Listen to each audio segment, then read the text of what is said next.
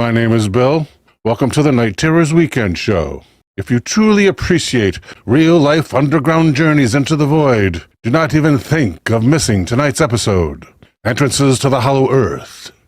The belief in a hollow earth is based on the ancient legends of many cultures, claiming that different races of people, even entire civilizations, are thriving in subterranean cities. Tonight we lay bare several entrances to the inner earth, entrances around the world, and we're starting right now.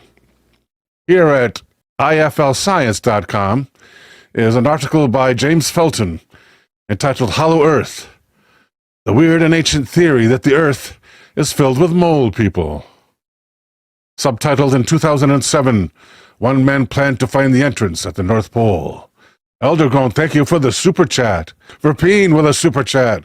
In 2007, a man planned to go on a voyage to the North Pole to find the gateway to the center of the Earth, spurred on by his understanding of the Hollow Earth theory, which had been disproved in 1774, supposedly.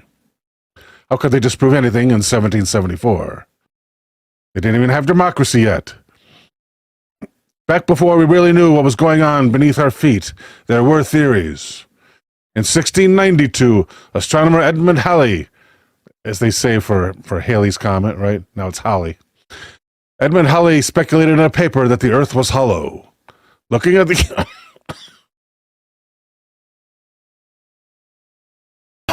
Pardon moi. Looking at the Earth's magnetic field, Halley noticed it was shifting and variable. He believed that this was because the Earth was hollow, and the magnetic fields were being thrown off by three inner shells within the Earth, each with its own magnetic poles. Halley imagined the objections of critics of the theory, including that the outer shells could crumble and descend with gravity onto the inner, revealing the surface to the mole people below. Halley believed that the shells were lined throughout with a magnetical matter, or rather to be one great concave magnet, and so the shell is kept up, given that magnetism is a stronger force than gravity, and it surely is. Running really wild with the theory, Halley proposed that there may be life down there, arguing that otherwise it would be pointless. Quote, Since it is now taken for granted, it says take for granted here, since it is now taken for granted that the Earth is one of the planets, and they are all with reason supposedly habitable, why then should we think it strange that this prodigious mass of matter should serve only to support its surface? Why may we not rather suppose it is so disposed by the almighty wisdom? As to you, the great surface, Verpeen with a holy moly super chat, thank you, V,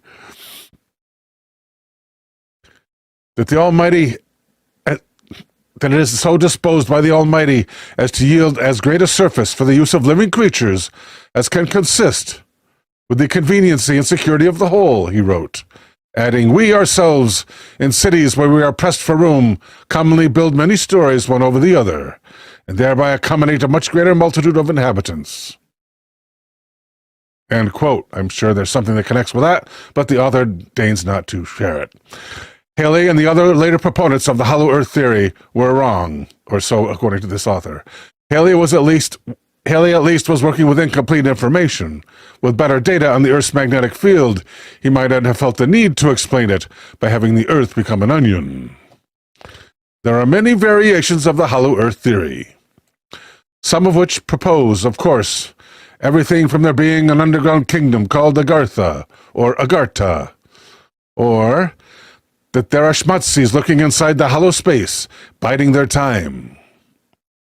It's not known how either group would get things like vitamin D or food in this scenario. Some versions say, we are living on the inside, and the stars we see are on the other side of an outer shell. Let's check out some art. There appears to be highly intelligent radio signals being received from deep within the core of the Earth. Could an intelligent civilization be trying to contact us from within the Earth? Wait till you hear this. The whole society thriving inside planet Earth that we are completely unaware of. Mysterious radio signals have been detected at no less than 6 underground locations across the planet for the past 21 years at least. This is a hollow Earth theory with a neutron star in the middle of the Earth. NASA has these transmissions and have actually deciphered what is being said in the code. But under the Secrecy Act, this info cannot be revealed for up to 50 years unless signed by the president as a matter of public interest. This would see a collapse of religion the world over. Basically, our history would be rewritten. NASA scientists have been quoted as saying that this is the most startling and significant discovery in the history of humanity. So, under what circumstances will they emerge? What technologies will they have, and what will they think of the land survivors that they left behind? We could be talking of cities bigger than Australia here. So it seems NASA went public with this info in 1995 before it was quickly hushed up. Our Earth is hollow. This is a work by Robert Sepper. It's at the Robert Schulter Museum.nl. I believe that's the Netherlands. It's a book written about Robert Sepper about the inner Earth. And it says to start reading at paragraph, in our travels we came to a forest of giant trees. Where is that paragraph? And how do we find it? Maybe I can find it here. I'll have to search for it. Where's the search bar? Search, please. Where are you? Tools. Search, please. There's got to be a search, right? Nada. Not a thing. What about over here? Show attachments. Show layers. Use Control F. Thank you, Eldergrown. Eldergrown is a genius. Control F. Thank you. We're looking for Our Travels We.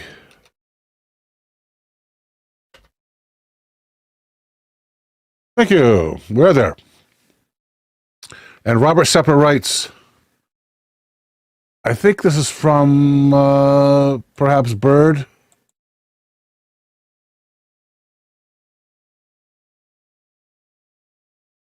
I remember hearing my father remark that a giant race of people in the land of the smoky god had an almost accurate idea of the geography of the outside surface of the earth has ever come. Okay.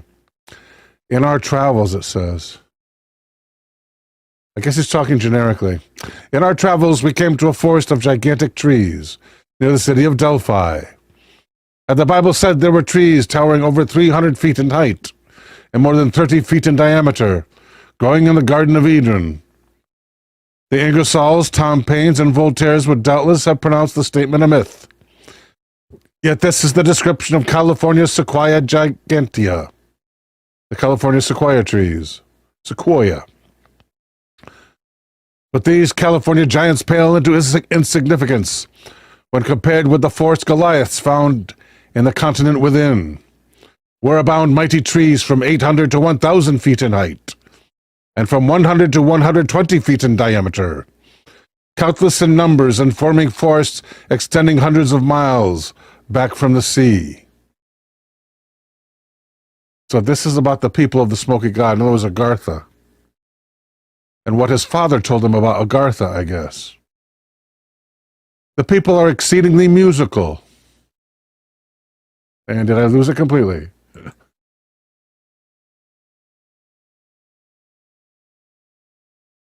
Please find this one. Thank you.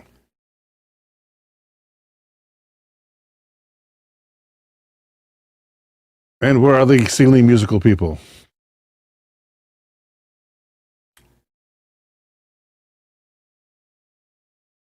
Whether inland among the mountains or along the seashore. Oh, this is from the Smoky God.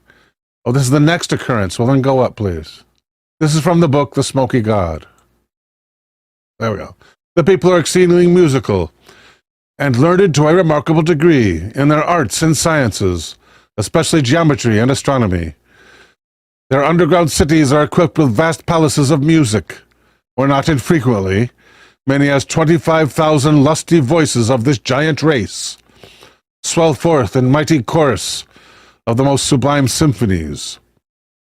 These children are not supposed to attend institutions of learning before they are 20 years old. Then their school life begins and continues for 30 years, 10 of which are uniformly devoted by both sexes to the study of music. This must be The Smoky God by Robert Sepper. It's the land, Agartha is supposedly the land of the Smoky God. Agartha, the world beneath. Their principal vocations are architecture, agriculture, horticulture, the raising of vast herds of cattle, and the building of conveyances peculiar to that country, for travel on land and water, by some device which I cannot explain. They hold communion with one another between the most distant parts of their country on air currents. So they communicate on air currents, it says here. All buildings are erected with special regard to strength, durability, beauty, and symmetry, and with a style of architecture vastly more attractive to the eye than any I have ever observed elsewhere.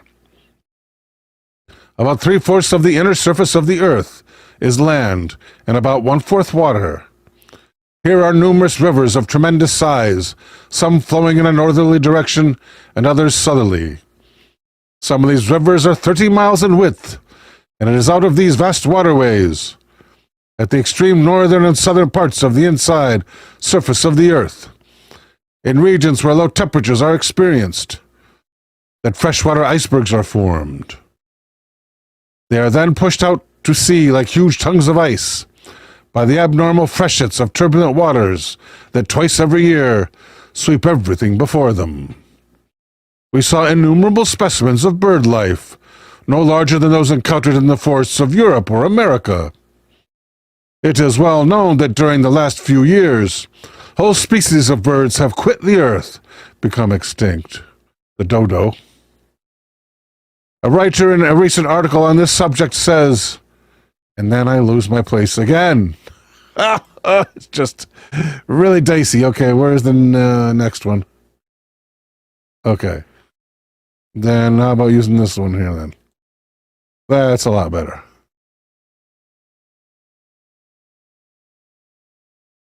Wait a minute. Is this the right place? Yes, it is. A writer in a recent article on this subject says, right? Then we have bird species.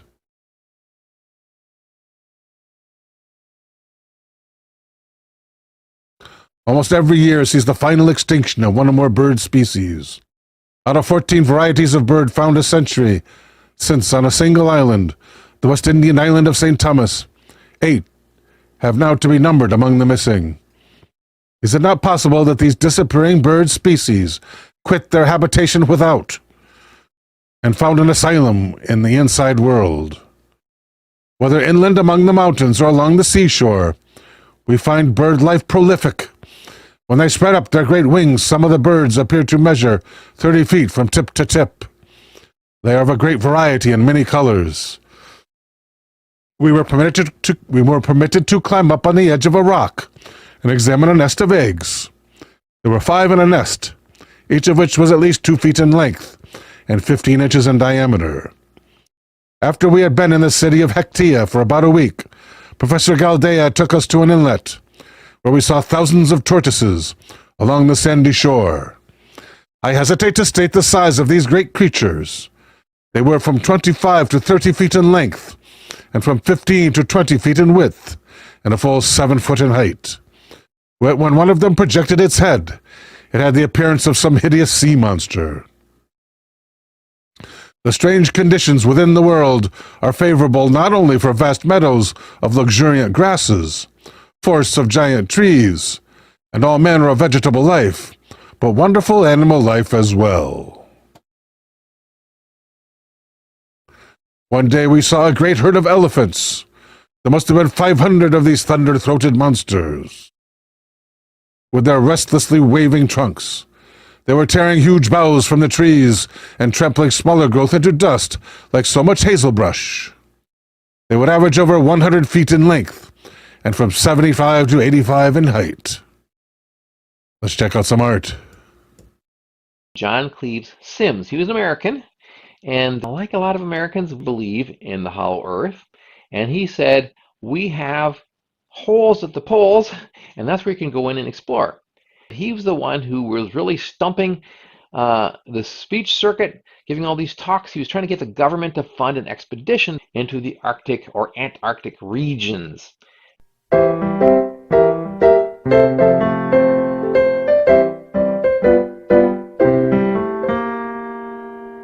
Believe the earth is hollow to have fun today. There are so many different activities all centered around history. I'm here with Xander right now. And let me tell you, this event, it really shines a whole new spotlight on a piece of Hamilton history that people tend to know nothing about. They know there's this cool little monument here in the park, and people are like, oh, what's that? We don't even know. And the thing is that this place really spawned a theory back in the day, and we're celebrating that history here. Yeah. Now, Jim, can you talk to us about this really unique and tasty beer? Sure. We created a beer called Earth Donut. If you look at the Sims monument at the top of it in the Hollow Earth theory, it kind of looks like a donut. So we put 9 dozen donuts in a Belgian golden ale. So it's pretty delicious. Here at historicmysteries.com. Here's a story by Lauren Dillon, entitled Shambhala, the Doomed Russian Expedition into the Hollow Earth.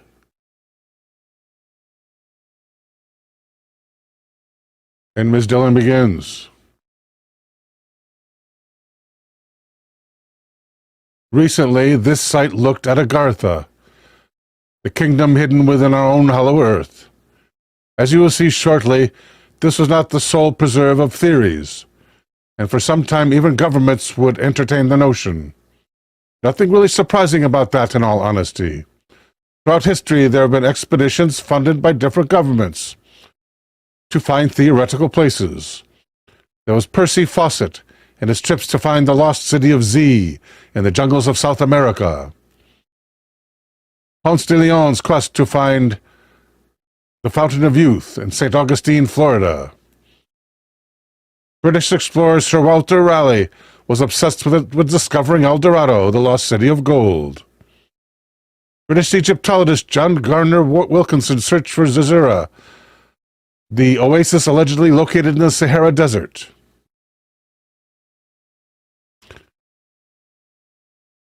Nicholas Roerich was born in St. Petersburg of the Russian Empire in 1874. He was a Russian painter, costume and set designer for ballets and operas, a philosopher, an archaeologist, a writer, and a theosophist. Nicholas Roerich married his wife Helena, who was just as impressive as himself. Helena Roerich was a Russian public figure, philosopher, writer, and theosophist. Nicholas and Helena Roerich believed in theosophy, and Helena translated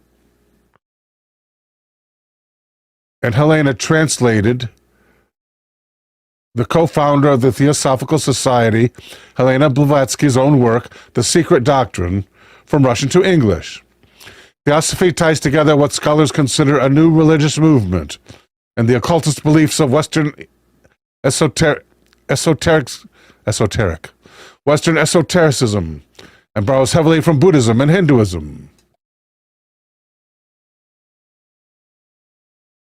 In the secret document, a place called Shambhala is mentioned but never fully explained.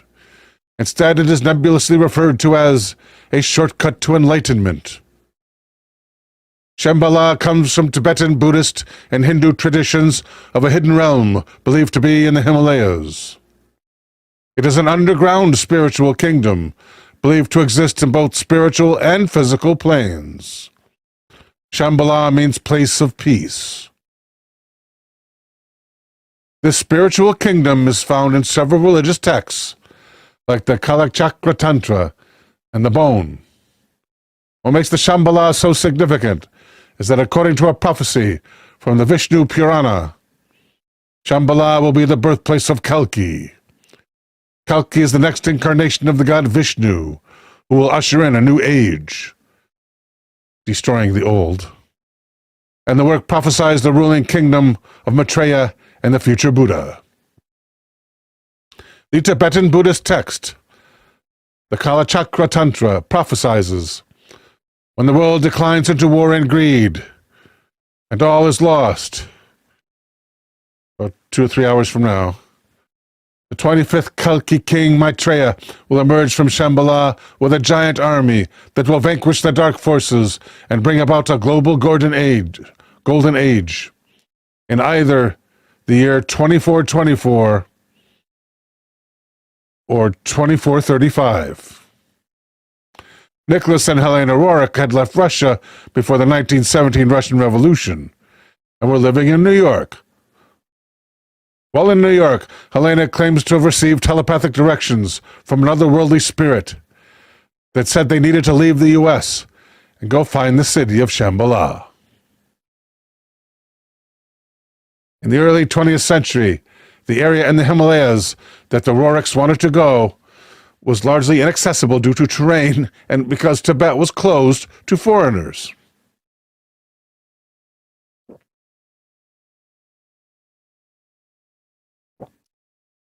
If uncharted mountainous terrain and closed borders were not enough of a deterrent, several different countries wanted control of the region.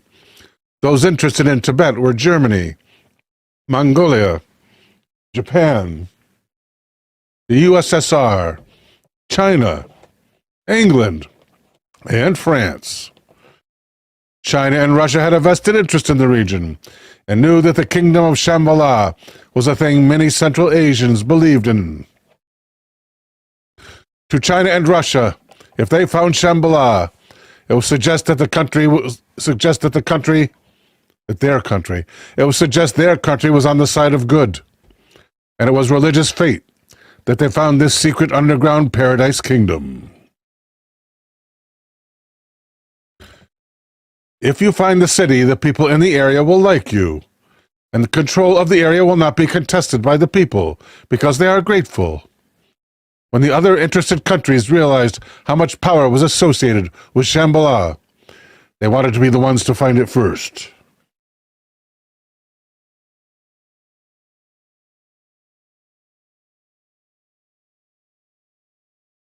Okay, where's the story of the mission?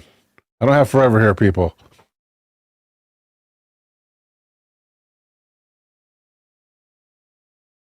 Here we go. When the Roerichs and their son began their journey to find the kingdom of Shambhala, they were heavily monitored by the British, the Americans, the Mongolians, the USSR, the Chinese, and the Japanese. The search for Shambhala took Nicholas and Helen Roerich through 35 mountain passes, across the Gobi Desert, and the pair charted several alpine peaks for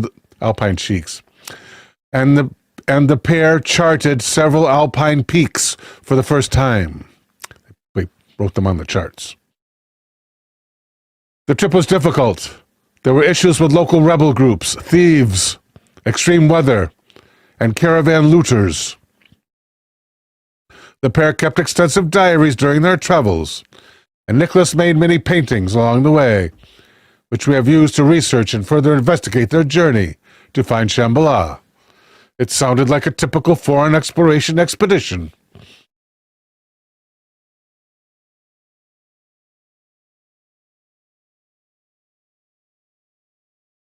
Still, as the party moved closer to where they estimated the kingdom's entrance, their writings and Nicholas's paintings began to become stranger and stranger. While Nicholas left these details out of the scientific travel diary, his personal diaries mention visions over their campsites, fires, lights, and strange manifestations. What makes the story of Nicholas and Helena's quest for Shambhala intriguing is that during the summer of 1927, the expedition managed to disappear for an entire year. With all the different countries closely monitoring the journey, the party was able to disappear entirely, and all communication was lost.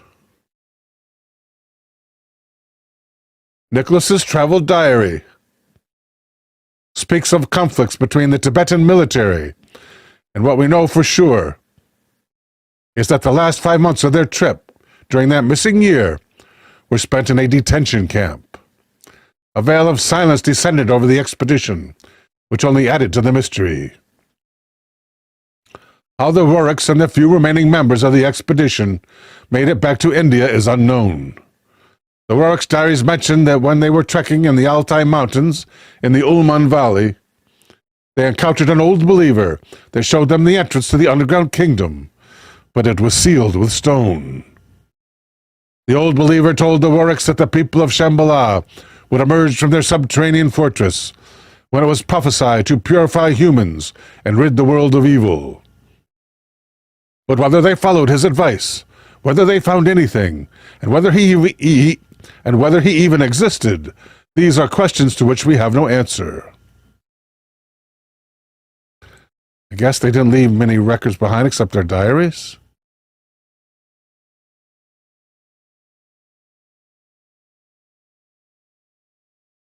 Maybe there's not many records because they failed. This is a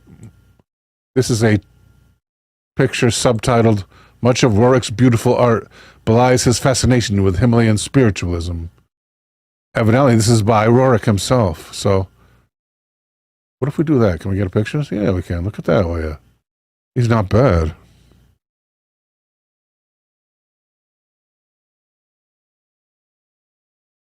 I think we would have to open that up in a new thing to get anything to see closer. He's a pretty good artist. Can we open it in a new window?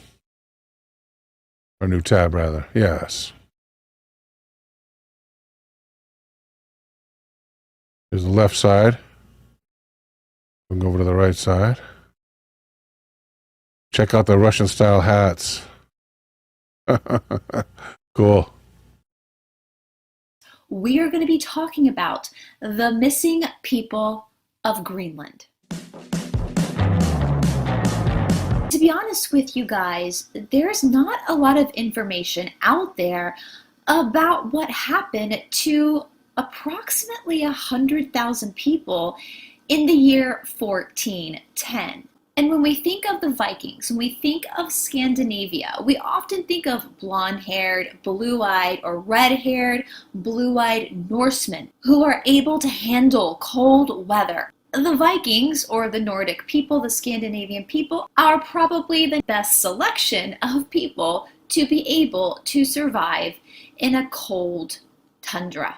Eric the Red was a Norse explorer who was born around the year 950 AD. He decided that he was going to explore. At this point, this is when Eric stumbled upon Greenland.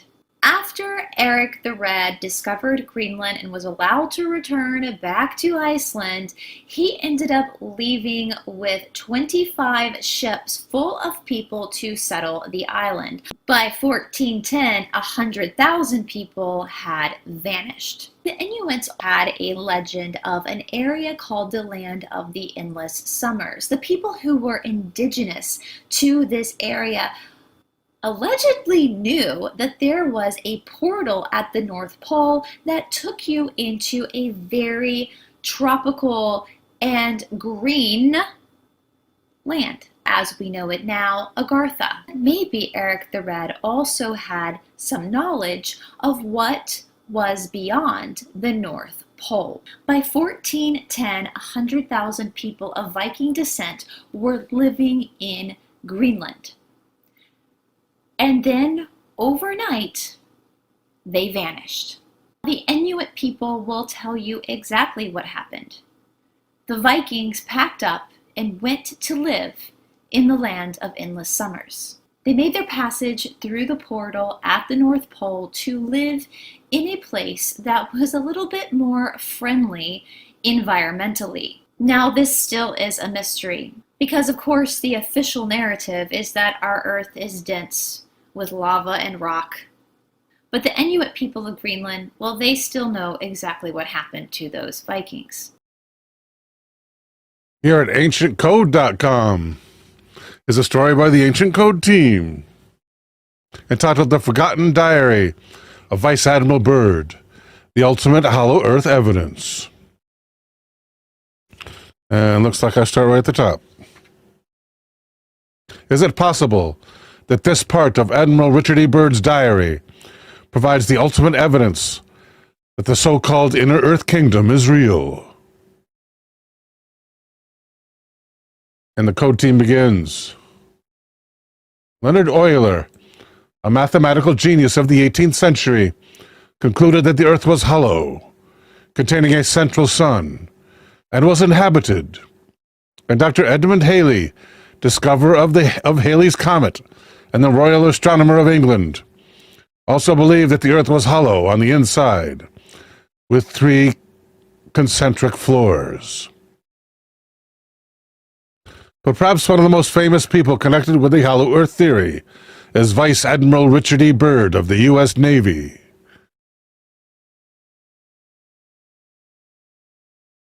Vice Admiral Richard E. Byrd was a distinguished pioneer aviator and polar explorer who flew over the North Pole in 1926 and led numerous expeditions to Antarctica, including a flight over the South Pole in 1929. Between 1946 and 1947, he and his team carried out a large-scale operation called High Jump, during which he discovered and mapped almost 1,500 square kilometers of the Antarctic territory. But do we have any proof that the Earth is hollow, as many people have suggested in the past?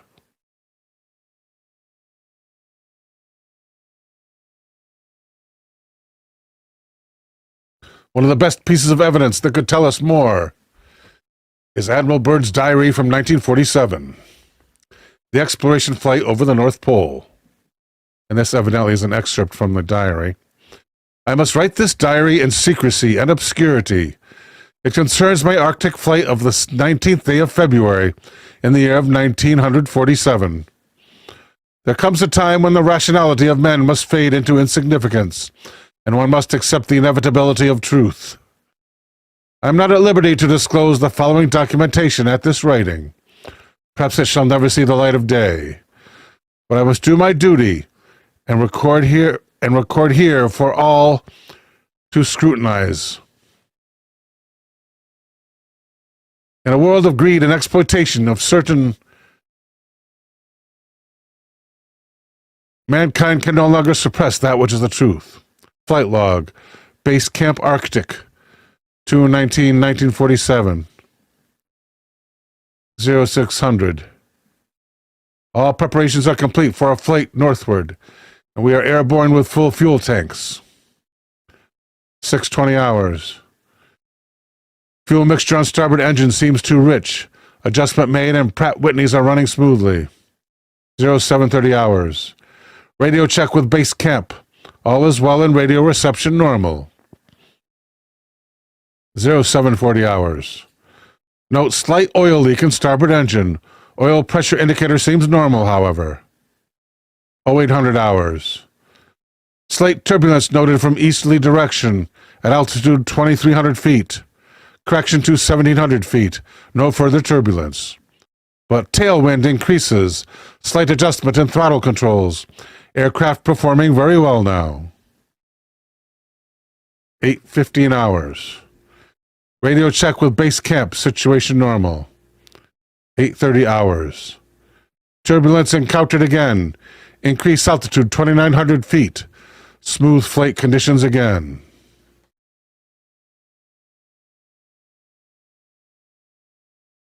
9:10 hours.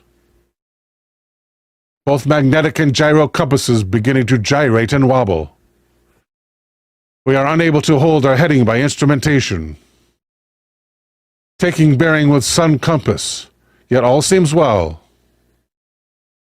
The controls are seemingly slow to respond and have a sluggish quality, but there is no indication of icing. 9:15 hours. In the distance, what appears to be mountains. 0949 hours. 29 minutes elapsed flight time from the first sighting of the mountains. They are no illusion. They are mountains and consisting of a small range I have never seen before. 9:55 hours. Altitude change to 2950 feet, encountering strong turbulence again. 1000 hours. We are crossing over the small mountain range and still proceeding northward as best can be ascertained. Beyond the mountain range is what appears to be a valley with a small river or stream running through it.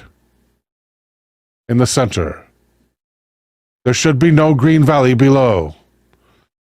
Something is definitely wrong and abnormal here. We should be over ice and snow. To the port side are great forests growing on the mountain slopes. Our navigation instruments are still spinning. The gyroscope is oscillating back and forth. 10:05 hours. Altering altitude to 1400 feet and executing a sharp left turn to better examine the valley below. It is green with either moss or a type of tight-knit grass. The light here seems different. I cannot see the sun anymore. We make another left turn and we spot what seems to be a large animal of some kind below us. It appears to be an elephant. No, it looks more like a mammoth. It is incredible, yet there it is. Decreasing altitude to 1,000 feet and using binoculars to better examine the animal. Confirmed, it is definitely a mammoth-like animal. Report this to base camp. 10:30 hours. Encountering more rolling green hills now. The external temperature indicator reads 74 degrees Fahrenheit. And Rage Against the Machine reminds us to set our clocks back tonight. For those of you in the U.S., evidently we're setting clocks back tonight. Fall back. All right. We gain an hour. The external temperature reads 74 degrees Fahrenheit. Continuing on present heading. Navigation instruments seem normal.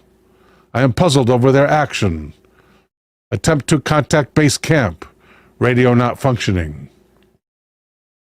11:30 hours. Countryside below is more level and normal, if I may use that word.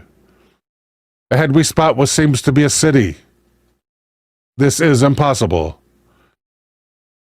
Aircraft seems light and oddly buoyant. The controls refuse to respond. Off our port and starboard wings are a strange type of aircraft. They are closing rapidly alongside. They are disc-shaped and have a radiant quality. They are close enough now to see markings on them. It is a type of swastika. This is fantastic. Where are we? What has happened? Again, I tug at the controls, and they do not respond. We are caught in some kind of invisible vice grip. 11:35 hours. Our radio crackles and a voice comes through in English, with what is perhaps a slight Nordic or Germanic accent. Nordic or Germanic? Okay, I'll try Germanic. The message is, "Welcome, Admiral, to our domain. We shall land you in exactly 7 minutes. Relax, Admiral, you are in good hands." I note the engines of our plane have stopped running. The aircraft is under some strange control and is now turning itself. The controls are useless. 11:40 hours. Another radio message received. We begin the landing process now. In a moment the plane shudders slightly and begins a descent, as though caught in some great unseen elevator. The downward motion is negligible, and we touch down with only a slight jolt. 11:45 hours. I am making a hasty last entry in the flight log. Several men are approaching on foot toward our aircraft. They are tall with blonde hair. In the distance is a large shimmering city, pulsating with rainbow hues of color. I do not know what is going to happen now, but I see no signs of weaponry on those approaching. I hear now a voice ordering me by name to open the cargo door. I comply, and that's where the log ends. And he continues writing, though, in his own voice, the Admiral Byrd. From this point, I write all the following events here from memory. It defies the imagination and would seem all but madness if it had not happened. The radio man and I are taken from the aircraft, and we are received in a most cordial manner. We were then boarded on a small platform-like conveyance with no wheels. It glides us toward the glowing city with great swiftness. As we approach, the city seems to be made of a crystal material. Soon we arrive at a large building that is a type I have never seen before. It appears to be out of the design board of Frank Lloyd Wright, or perhaps more correctly, out of a Buck Rogers cartoon. We're given some type of warm beverage, which tasted like nothing I have ever savored before. It is delicious. After about 10 minutes, 2 of our wondrous appearing hosts come to our quarters and announce that I am to accompany them. I have no choice but to comply. I leave behind my radio man, and we walk a short distance and enter what seems to be an elevator. We descend downward. Let's check out some art. The Secret Diary of Richard E. Byrd. So after Richard E. Byrd passed away, his son shared out a segment of his diary around 1947, the February and March of that year, when Richard E. Byrd travelled to the North Pole. You can see here the actual diary entries. Appears to be nothing untoward at current stage. Yes, they've seen some mountains that perhaps shouldn't have been there. But then all of a sudden, their gyroscopes go mental, which they would over the poles anyway, but then they're going across green, lush landscape, and they see an elephant-like creature, but then they look again. It's a mammoth! A woolly frickin' mammoth that they see. And no sooner after that, they're accosted by some UFOs that get them in a tractor beam, and these sort of UFOs are golden in colour, and they have swastikas upon their actual shells or housings. And then they take Richard Admiral Byrd down into some sort of crystalline city that looks very futuristic, and then they talk to him about humankind and the fact that humankind's been experimenting with atomic bombs and nukes and things. They're very concerned about the human race. So they've got a message for Richard Byrd to take back to the surface and to the governments to sort of air a word of caution. Now, they're a lot more technologically advanced than us guys on the surface, and they say that they're in the inner areas of the earth. There is actually a handwritten version of this that you can find if you're very lucky on the net. I've only found 1 page so far, but it was all on there years ago when I first come across this story. In fact, there's a lot going for this, to be fair, because whenever you try to do Google searches on the Hollow Earth or Agartha, you just get loads of freaking movies coming back now. Hollywood movies. It's like they're trying to paste over the truth really quickly with all these Hollywood movies to make you think that it's a world of fiction. Now, I came across this story eons ago when, you know, the Tinterweb was quite early in conception, to be fair, and I quite like the Hollow Earth theory. Perhaps we've got a small sun in the centre of our planet. And who's to say that all planets haven't got openings at the top and the bottoms? You know, some sort of like exhaust vent. It does make you wonder. I mean, we haven't dug down too deep into the Earth's crust. We don't know for sure that it's a metal core, do we? But I quite like the whole Hollow Earth idea, because it can then explain quite a lot of other things, like, well, where is Noah's Ark? Where was the Garden of Eden? All those sort of things. A story at grahamhancock.com. By Dustin Neff. It's entitled February 2017 AOM Mount Shasta, California's Mysterious Mountain.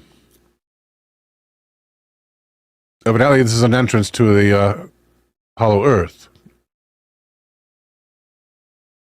Any notes? No notes. Dustin Neff explores the historic mystery of Mount Shasta, a mountain best known for the dubious dwelling of Lemurians. Underground, no doubt. Unpacking the provenance of such tales as he goes, Neff outlines the history of Shasta as per Native American sources, a rarity for which we are indebted.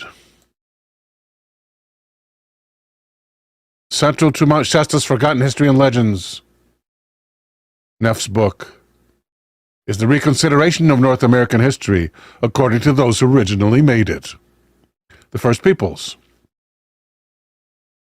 And there's a quote from the reminiscences from Native American flood myths recorded by L.A. Clerc, appearing in Indian legends of the Pacific Northwest. It was said that the end came without warning. Once long ago, as the people slept, the sun came out at night. It shot a flaming arrow across the heavens, which burst into thousands of fragments which fell to earth. The people were startled out of their sleep by a rumbling and quaking of the earth. The skies above them were on fire. The waters of the lakes and the oceans rose. Soon the waves became mountains of water that rose against the shores. The sun was blotted out, and darkness covered the great green land and water. Terrified, the people ran to the hills to get away from the pounding water. For days the earth rumbled and quaked. Torrents of rain began coming down so fierce that water sprouted up out of the ground everywhere, overflowing the creeks and rivers. The people who knew where there was a cave high up on the mountain fled to it and saved themselves. All of those who stayed behind were drowned. It rained for a long time until all the valleys and lowlands became one churning sea. Only the tops of the highest mountains remained uncovered, where the people stood huddled together, listening to the wails below, as countless bodies were tossed upon the angry waves, and then sank to their graves in the unknown depths. Then a rain of ashes began to fall. Wow. Almost like an account of Noah. Sacred Mount Shasta creation stories. Most people have heard about the fabled lost continents of Atlantis and Lemuria. For over a century, writers have been absorbed in following a puzzling trail of historical and archaeological curiosities that suggest the existence of a high civilization that was wiped out in some kind of prehistoric cataclysm and virtually erased from human memory. The opening passage sounds like one of the countless tales describing the alleged fall of Atlantis.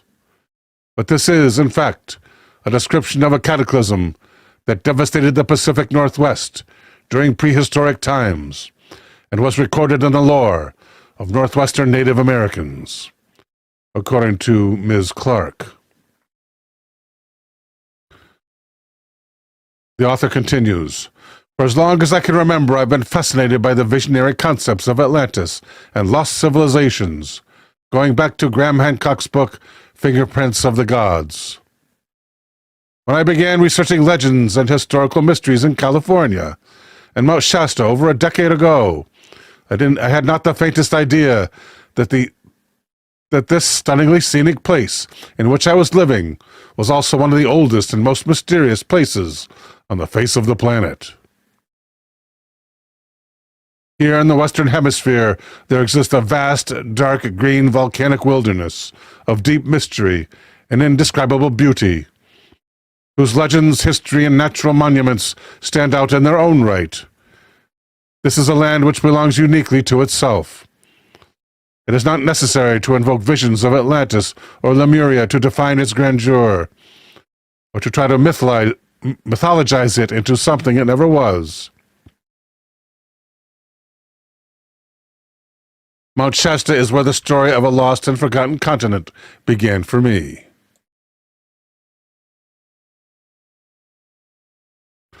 Mount Shasta is well known today as a sacred mountain, but much that is written about it in modern times has been written by people whose ancestors were never there. One of the earliest published references to Mount Shasta's creation story, following Miller, comes from Ignatius Donnelly, who authored 2 books on the Atlantis hypothesis, which became wildly popular with audiences in the late 1880s. Donnelly proposed that a comet impacted the Earth in ancient times and destroyed a high civilization that today is only remembered in myths.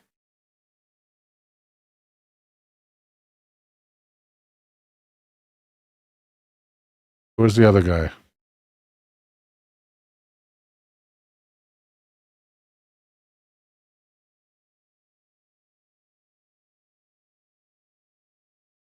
I'm going to skip ahead here to the meat of the article. Here we go. Fabled Lost Land of Lemuria. Here's a quote from a message channeled by Aurelia Louise Jones from a Lemurian named Commander Adama. Many of you already know that a great number of us are planning to eventually emerge to the surface. When enough of you are ready and willing to receive us along with our teachings, it will be our pleasure to reconnect with all of you face to face and teach you all we know. We ask you to assist in spreading the awareness of our presence within Mount Shasta. To all those whose consciousness is ready to receive this information, do what you can to support our emergence to the surface, and it is my promise that you will never regret it. We have an emergence plan that must remain undisclosed, one that will unfold in a clandestine way. At first, in various places, we will meet secretly with small groups of people to give them direct teachings and transmissions of our love and energy. These small groups will then go out and transmit our teaching to others who are ready and willing to hear. End quote.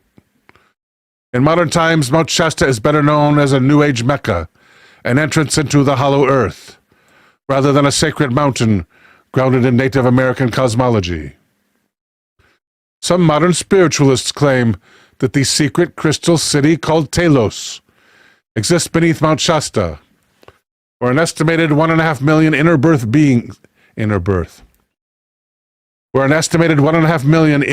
beings live in a techno-spiritual paradise, shielded from the rudimentary technology of the surface world.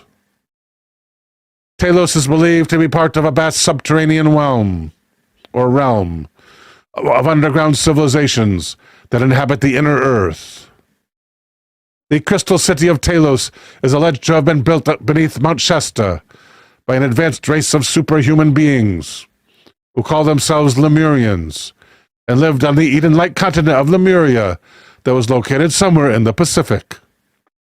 According to this story, after Lemuria sank to the bottom of the sea in a tremendous cataclysm, 25,000 refugees fled to Mount Shasta and built a domed city beneath it, using their mastery of energy, crystals, and sound vibrations to hollow it out.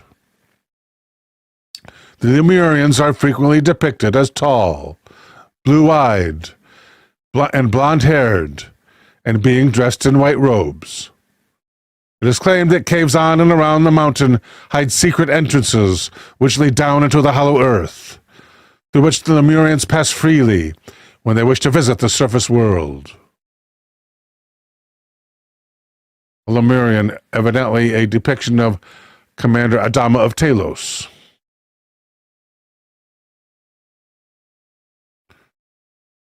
Modern spiritualists who claim to be frequent visitors to Telos describe the hollow earth as a real place where no one gets sick or grows old, replete with a civic government, its own religion, a subway system, dance clubs, hydroponic gardens, secret portals that lead to the surface, and virtually every other luxury imaginable. But it is a place which cannot be visited by ordinary human beings, unless you are spiritually evolved enough to be invited inside by the Lemurians. Known as Inner Earth civilizations, there are many underground cities inside Earth.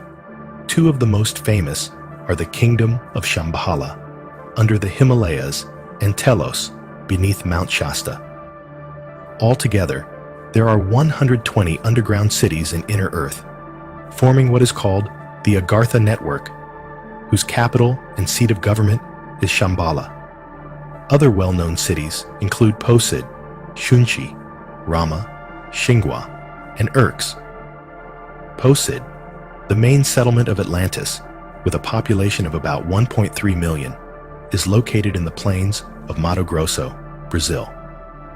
Another Atlantean city, lies just a bit farther north, with yet another beneath the Atlantic Ocean and several smaller satellite cities scattered throughout the planet. Shunxi, a community of refugees from the Uyghur culture, a branch of Lemuria, has around 750,000 residents and is located under Tibet. The Uyghurs, who left Lemuria 40,000 to 50,000 years ago, settled throughout much of Asia, India, and Central Europe. The entrance to Shunxi is guarded by Himalayan lamas. Rama is a community that originates from the original city of Rama, which once existed in India near Jaipur, and has a population of around 1 million. Its residents are known for their classical Hindu appearance. Agartha is located beneath the border between Mongolia and China under the Gobi Desert, with a population of about 1.5 million. It also has a sister city under Mount Lassen in California. Urx is an underground city beneath Cerro Uritorco, near Capilla del Monte in Argentina. In addition, there are several independent cities that are not branches of any larger cities. They were built underground to escape events that occurred on the surface.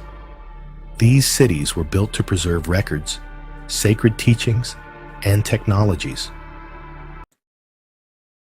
Here at anomalien.com is a story by Jake Carter entitled Diros, Advanced Creatures from Beneath the Hollow Earth.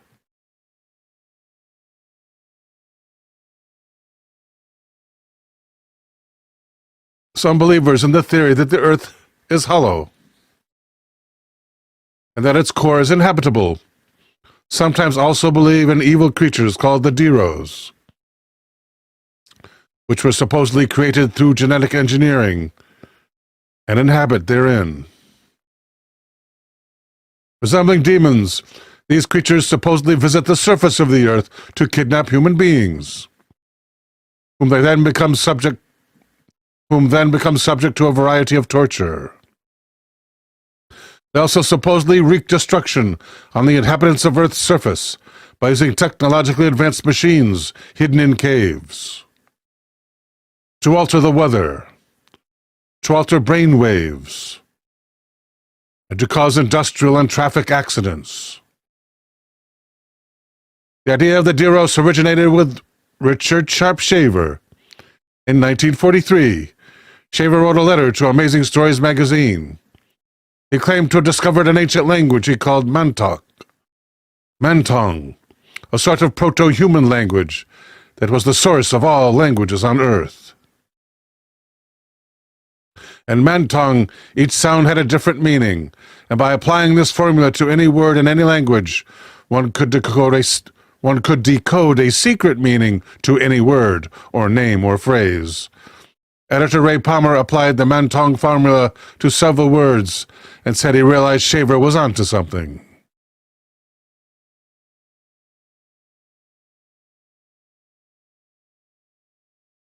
Shaver wrote a document entitled A Warning to Future Man. He wrote of extremely advanced prehistoric races who had built cavern cities inside the Earth before abandoning Earth for another planet due to damaging radiation from the sun. Those ancients also abandoned some of their own offspring here, a minority of whom remained noble and human, the Tiros, while most denigrated over time into a population of the mentally impaired sadists known as Diros, short for detrimental robots. Shaver's robots were not mechanical constructs, but were robot-like due to their instinctual behavior. According to Shaver, the creators of Diros, whom he called the Titans, were beings as tall as 300 feet, who had originally come from an ancient yet highly advanced civilization called Lemuria. 12,000 years ago, Diros were forced to escape into great caverns under the earth to avoid deadly radiation from the sun. Some Titans, however, stayed on the surface. They adjusted and became the present human race. Others fled to distant planets. Deros are demons in all but name, and close to it. They still live in the cave cities, according to Shaver, kidnapping surface-dwelling people by the thousands. Some of them for their meat.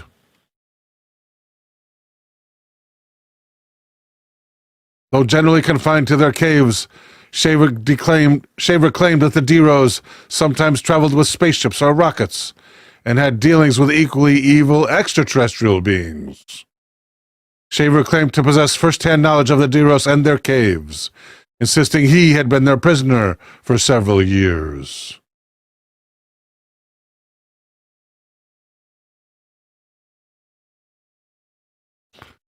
One of the letters to Amazing Stories was from a woman who claimed to have gone into a deep sub-basement of a Paris, France building by way of secret elevator. After months of torture, the woman was freed by a benevolent Tiro. Another letter claiming involvement with the Deros came from Fred Chrisman, later to gain notoriety for his role in the Maury Island incident. During 1948, Amazing Stories ceased publication of Shaver's stories. Palmer would later claim the magazine was pressured by sinister outside forces to make the change. Science fiction fans would credit their boycott and letter-writing campaigns for the change. The magazine's owners said the Shaver mystery had simply run its course, and sales were decreasing. Let's check out some art. I know you guys sensed that there was genuine fear in my voice when I was going into these caves. There's been deaths that have occurred here. And this is the type of danger that I like. Don't have a flashlight. It's getting dark pretty soon. It's already getting super cold. And this is all I have. So I'm gonna get back in there. I just spoke to someone that was up there. She said that they used to have this blocked off and nobody comes in here unless they have someone that's an expert at doing this. I'm gonna light my path like this. Look at the beautiful rock formation right here. The fear that I have is that a rush of water will come here and just flood all this up. I don't know if it happens once a year, once a month, once per day. And the other one is that if there's like a hole, sinkhole that I can fall into. Oh, it's so cold in here. Exploring the death caves of South Wales. Look at the height. Oh. I'm able to stand now. All right.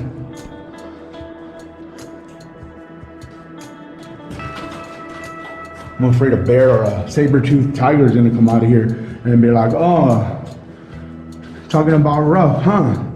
Wanna feel rough, eh? These caves go deep. Gosh, this is so scary. Whew. I'm doing the do though. I'm basically a goner. Oh no, oh no, what do we do? Besides run, before you know it, you're consumed. We created a beer called Earth Donut. We put 9 dozen donuts in a Belgian golden ale. So it's pretty delicious.